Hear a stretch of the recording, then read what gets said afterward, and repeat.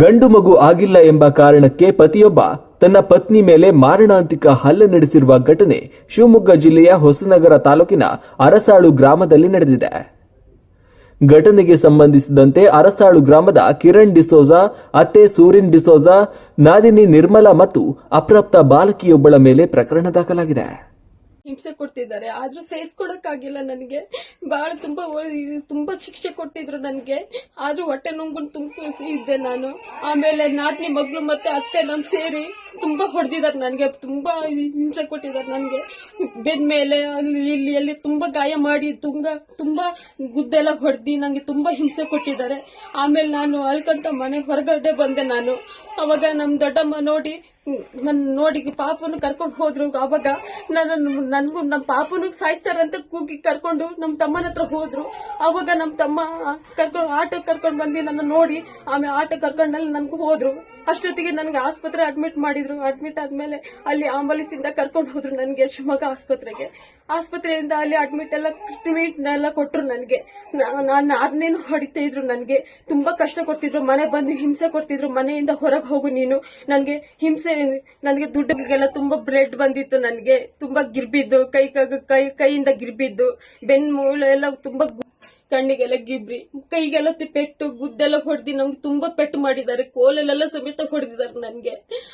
ಅಲ್ಲಿ ಹೋಗಿ ಆಸ್ಪತ್ರೆಯಲ್ಲಿ ಅಡ್ಮಿಟ್ ಮಾಡಿದ್ರು, ಟ್ರೀಟ್ಮೆಂಟ್ ಎಲ್ಲ ಕೊಟ್ರು ಡಾಕ್ಟರ್ ಟ್ರೀಟ್ಮೆಂಟ್ ಎಲ್ಲ ಕೊಟ್ಟು ಮಾಡಿ ಎಲ್ಲರೂ ಇದು ಮಾಡಿದ್ರು, ಸ್ಟೇಟ್ಮೆಂಟ್ ಎಲ್ಲ ತಗೊಂಡ್ರು ಡಾಕ್ಟರ್ ಎಲ್ಲ. ಆಮೇಲೆ ಮಾರನೇ ದಿನ ಪೊಲೀಸ್ ಸ್ಟೇಷನ್ಗೆ ಹೋಗಿದ ತಕ್ಷಣ ಎಲ್ಲ ಪೊಲೀಸ್ ಸ್ಟೇಷನ್ ಎಲ್ಲ ಕೇಳಿದ್ರು,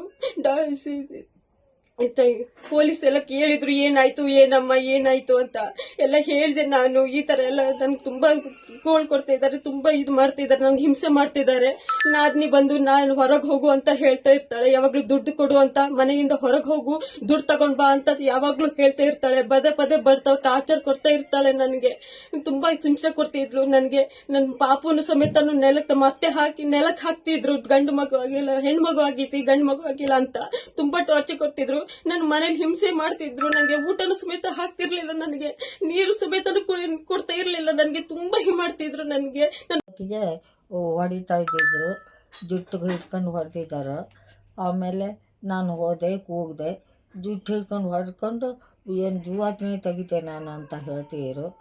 ನಾನು ಆಮೇಲೆ ಕೂಗಿ ಜನ ಯಾರೂ ಬರಲಿಲ್ಲ. ನಾನು ಆಮೇಲೆ ಕೂಗಿ ಆಮೇಲೆ ನಮ್ಮ ಯಾರಿಗೋ ಹೇಳಿ ರಿಕ್ಷಾ ಮಾಡ್ಕೊಂಡು ಪೇಟೆಗೆ ಹೋಗಿ ಆಂಬುಲೆನ್ಸ್ರಾಗೆ ಶಿವಮೊಗ್ಗಕ್ಕೆ ಹೋಗಿ ಅಲ್ಲಿ ಟೆಸ್ಟ್ ಮಾಡ್ಕೊಂಡು ಆಮೇಲೆ ಸಾಯಂಕಾಲ 7 ಗಂಟೆ 8 ಗಂಟೆ 9 ಗಂಟೆ ಆಗಿತ್ತು ಬಂದಿದ್ವಿ. ಹೆಣ್ಣು ಮಗು ಅಂತ ಹೇಳಿ ಅತ್ತೆ ಮತ್ತೆ ಕಾಲಿಗೆ ಹಿಡಿದು ಎತ್ತು ಬಿಡ್ತಾರೆ. ನಾವು ಅದೇ ಗಲಾಟೆ ಹಾಕ್ಕೊಂಡಿವಿ, ನಾವು ಕೂಗು ಬಿಡ್ತೀವಿ. ಅದು ನಮ್ಗೆ ಹೆದರಿಕೆ ಆಯಿತು. ಹೆಣ್ಣು ಮಗು ಅಂತ ಹೇಳಿ ಹೆಂಡ ಕುಡಿತಿತ್ತು ತುಂಬ, ನಿನ್ನ ಜೀವನೇ ತೆಗಿತೆ ಅಂತ ಹೇಳ್ತಾರೆ. ಹೊಡ್ಕೊಂಡು ಏನು ಜೀವಾತ್ನೇ ತೆಗಿತೆ ನಾನು ಅಂತ ಹೇಳ್ತಿದ್ರು. ನಾನು ಆಮೇಲೆ ಕೂಗಿ ಜನ ಯಾರೂ ಬರಲಿಲ್ಲ. ನಾನು ಆಮೇಲೆ ಕೂಗಿ ಆಮೇಲೆ ನಮ್ಮ ಯಾರಿಗೋ ಹೇಳಿ ರಿಕ್ಷಾ ಮಾಡ್ಕೊಂಡು ಪೇಟೆಗೆ ಹೋಗಿ ಆಂಬುಲೆನ್ಸ್ರಾಗೆ ಶಿವಮೊಗ್ಗಕ್ಕೆ ಹೋಗಿ ಅಲ್ಲಿ ಟೆಸ್ಟ್ ಮಾಡ್ಕೊಂಡು ಆಮೇಲೆ ಸಾಯಂಕಾಲ 7 ಗಂಟೆ 8 ಗಂಟೆ 9 ಗಂಟೆ ಆಗಿತ್ತು ಬಂದಿದ್ವಿ. ಹೆಣ್ಣು ಮಗು ಅಂತ ಹೇಳಿ ಅತ್ತೆ ಮತ್ತೆ ಕಾಲಿಗೆ ಹಿಡಿದು ಎತ್ತು ಬಿಡ್ತಾರೆ. ನಾವು ಅದೇ ಗಲಾಟೆ ಹಾಕ್ಕೊಂಡಿವಿ, ನಾವು ಕೂಗು ಬಿಡ್ತೀವಿ. ಅದು ನಮ್ಗೆ ಹೆದರಿಕೆ ಆಯಿತು. ಹೆಣ್ಣು ಮಗು ಅಂತ ಹೇಳಿ ಹೆಂಡ ಕುಡಿತಿತ್ತು ತುಂಬ, ನಿನ್ನ ಜೀವನೇ ತೆಗಿತೆ ಅಂತ ಹೇಳ್ತಾರೆ.